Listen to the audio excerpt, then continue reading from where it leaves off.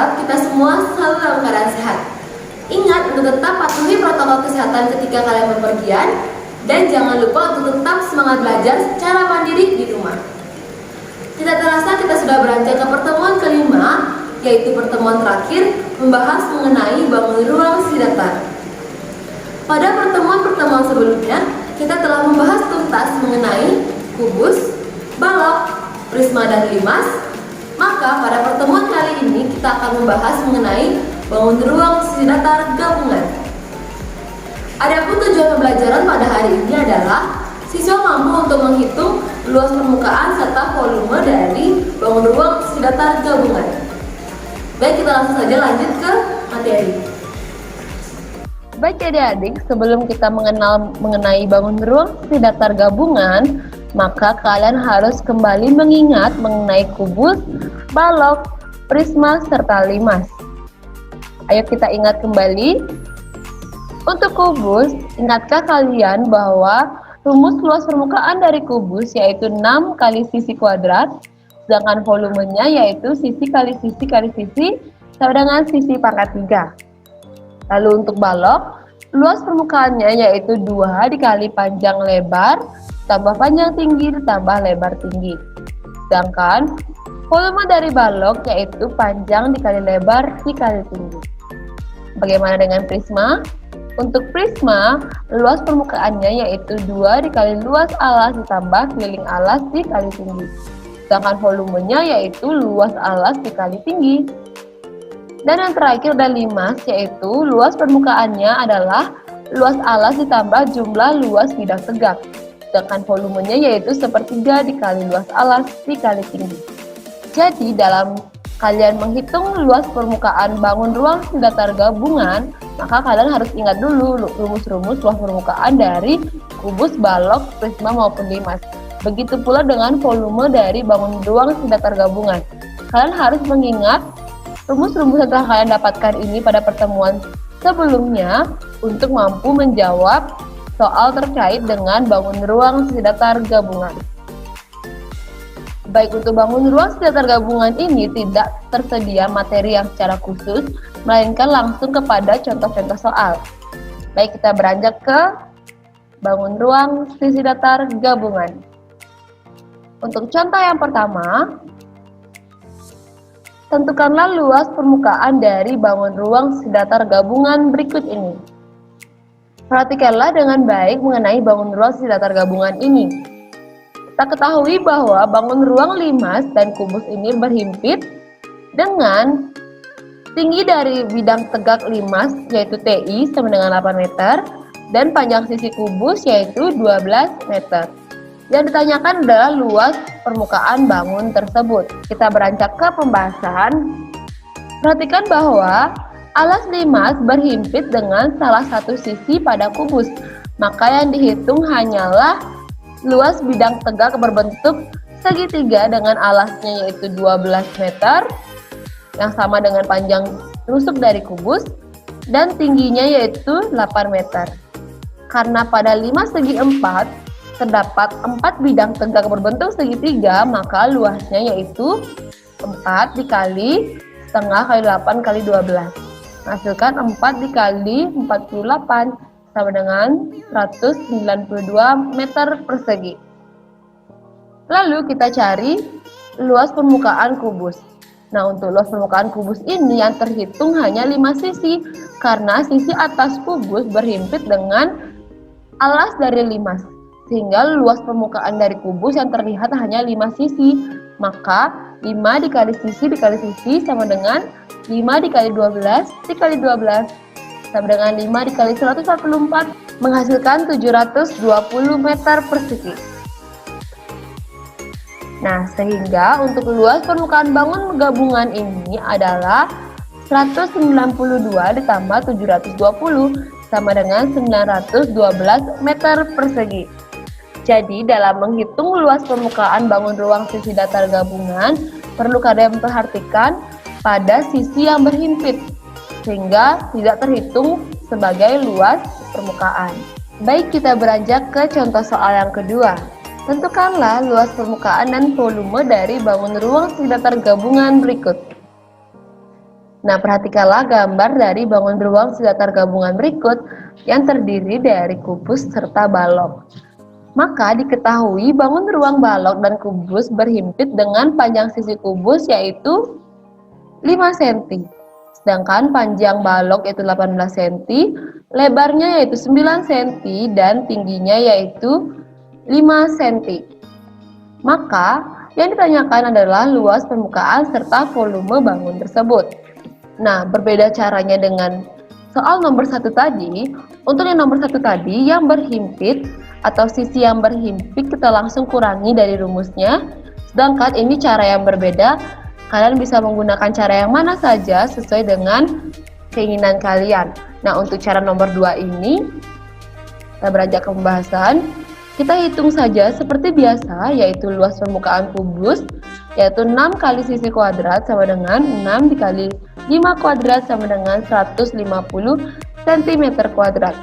Lalu kita hitung pula seperti biasa luas permukaan baloknya, yaitu 2 dikali panjang lebar tambah panjang tinggi tambah lebar tinggi, menghasilkan luas permukaan balok sama dengan 594 cm persegi. Nah, selanjutnya, jika kalian hanya menjumlahkan luas permukaan kubus dan luas permukaan balok ini saja, tentu jawaban kalian akan salah. Karena ingat bahwa terdapat sisi persegi yang berhimpit dengan sisi kiri dari persegi panjang balok ini. Sehingga kita menghitung luas 2 buah persegi.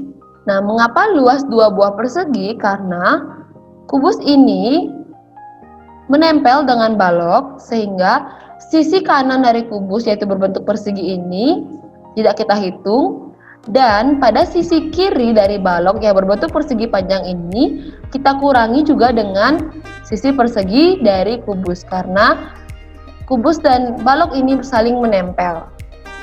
Sehingga untuk menghitung luas permukaan dari bangun ruang sedatar gabungan ini adalah dengan cara luas permukaan kubus ditambah luas permukaan balok dikurangi luas 2 buah persegi sama dengan 150 ditambah 594 dikurang 50 sama dengan 694 cm kuadrat.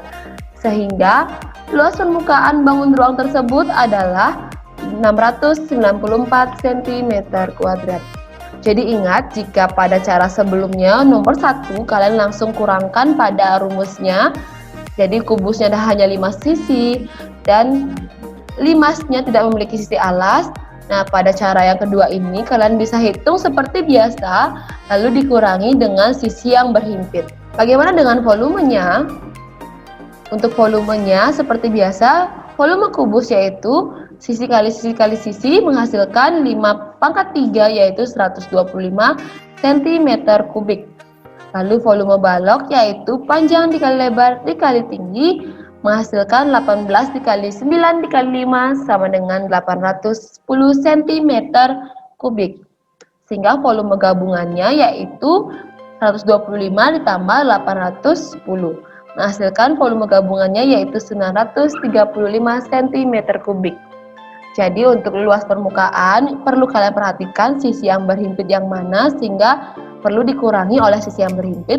Sedangkan pada volume cukup dihitung seperti biasa saja. Walaupun bangunan datar tersebut berhimpit, volume dan ruangnya akan tetap sama.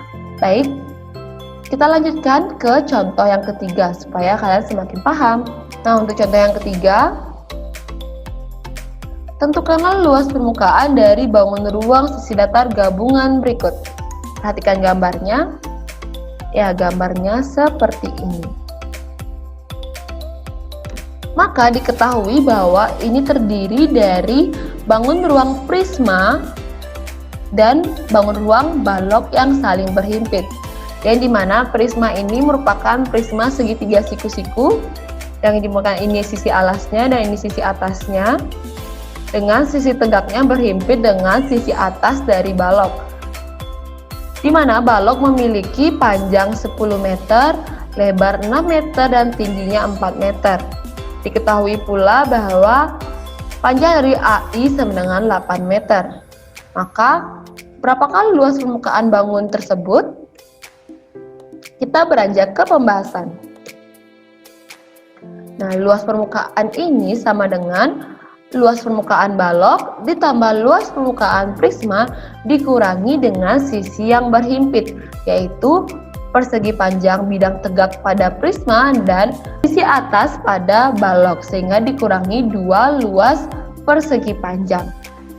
Baik, kita cari terlebih dahulu luas permukaan balok, yaitu seperti biasa 2 dikali panjang lebar ditambah panjang tinggi tambah lebar tinggi menghasilkan 248 meter persegi. Lalu kita hitung luas prisma segitiga siku-siku. Nah, karena diketahui bahwa AI sama dengan 8 meter, sedangkan AE sama dengan tinggi dari balok yaitu 4 meter, maka panjang dari EI ini sama dengan 4 meter. Nah, panjang EI kita ketahui bahwa 4 meter dan EF sama dengan lebar balok sama dengan 6 meter. Kita ketahui bahwa IEF ini merupakan segitiga siku-siku, maka panjang IF bisa kita cari dengan rumus Pitagoras sama dengan akar dari IE kuadrat ditambah EF kuadrat, menghasilkan akar dari 4 kuadrat ditambah 6 kuadrat sama dengan akar 52 yang bisa kita sederhanakan menjadi 2 akar 13.